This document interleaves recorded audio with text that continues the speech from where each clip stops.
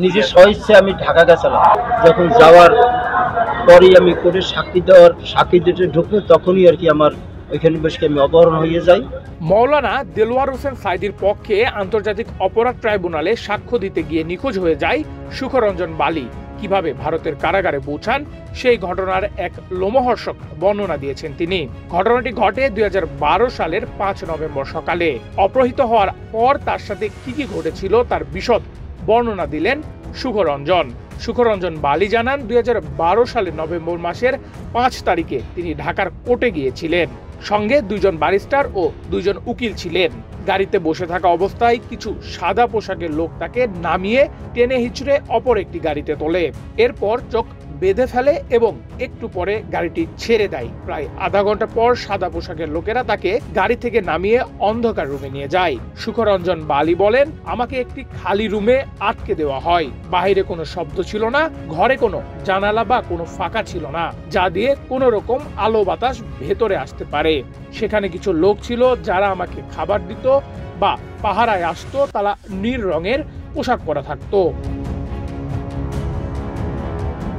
2 দিন সেই রুমে আটকের পর তাকে নেওয়া হয় অন্য অনেকগুলো ক্যামেরা লাগানো রুমে। সেখানে সুখরঞ্জনকে তারা জোর করে দেলোয়ার হোসেন সাঈদীর বিরুদ্ধে স্বীকারোক্তি দিতে বলে। তাকে বলা হয় তার ভাইয়ের হত্যায় দেলোয়ার হোসেন সাঈদী জড়িত এই সাক্ষ্য দিতে। সুখরঞ্জন সাক্ষ্য দিতে অস্বীকার করেন এবং জানান তার ভাইকে যারা হত্যা করেছে তাদের তিনি চেনেন। মিথ্যা সাক্ষ্য দিতে অস্বীকার জানানোয় তাকে মারধর সহ কারেন্টের শক দিয়ে নির্যাতন করে সাদা পোশাকের লোকজন। সুখরঞ্জন বালি জানান, তাকে এক পর্যায়ে তারা টাকা দিয়ে লোভ দেখানোর চেষ্টা করে। রাজি না হওয়ায় অমানবিক নির্যাতনের মুখে অসুস্থ হয়ে যান তিনি। কয়েকদিন পর তার চোখ বেঁধে এক গাড়িতে উঠানো হয়। আয়নাঘর থেকে যখন তাকে গাড়িতে উঠানো হচ্ছিল সে সময় সে ভয়ে ভয়ে তাদের কাছে জানতে চেয়েছিল তাকে কোথায় নিয়ে যাওয়া হচ্ছে। তারা বলেছিলেন, তোকে তোর দেশে নিয়ে যাব। এরপর তারা বলেছিলেন, কোথায় নামিয়ে দিলে তুই তোর বাড়ি চিনে যেতে পারবি। এই প্রশ্নের উত্তরে সুখরঞ্জন বলেছিলেন, বাগেরহাটে নামিয়ে দিলে তিনি তার বাড়িতে যেতে পারবেন। এরপর সারাদিন ধরে গাড়ি চালানোর পর মাঝে একবার ফেরিতে উঠানো ও নামানো হয়, সেটা অনুভব করতে পারছিলেন সুখরঞ্জন।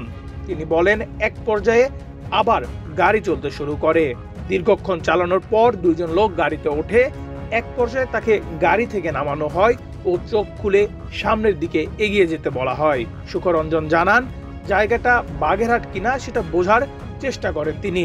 একটু পরে তিনি বুঝতে পারে যে এটি বাগেরহাট নয় এবং স্পষ্ট দেখতে পান সামনে বিএসএসএফ, তার মানে তাকে বর্ডার এলাকায় নিয়ে আসা হয়েছে।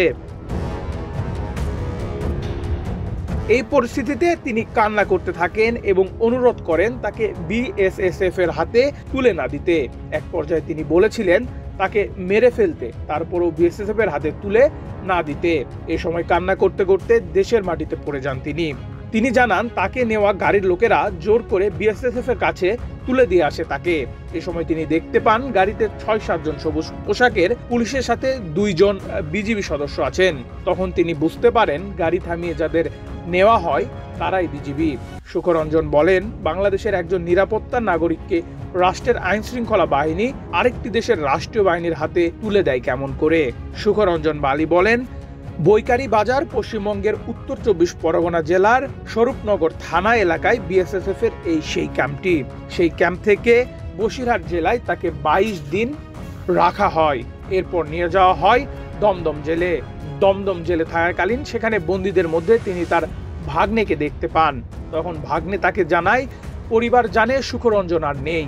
পরবর্তীতে তার ভাগ্নে কারামুক্তির পর সুখরঞ্জনের বাড়ি ও নিকট আত্মীয়দের কাছে বেঁচে থাকা ও ভারতের দমদম জেলে বন্দী থাকার কথা জানায়।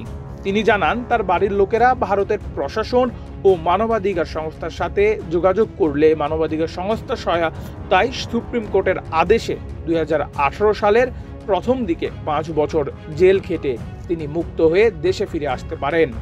তিনি বলেন, তার উপর ঘটে যাওয়া এত ঘটনার পর তিনি মানসিক ও শারীরিকভাবে স্বাভাবিক হতে পারেননি, নিজ পেশায়ও ফিরে যেতে পারেননি। ফলে অর্থে কষ্টে ও অভাবে কাটছে তার ও তার পরিবারের দিন। সুখরঞ্জন বালি রাষ্ট্রের পৃষ্ঠপোষকতায় অপহরণ, গুম এবং 5 বছর কারাবন্দী থাকা সহ তার সাথে ঘটে যাওয়া সকল অন্যায়ের বিচার চান, ক্ষতিপূরণ চান এই রাষ্ট্রের কাছে।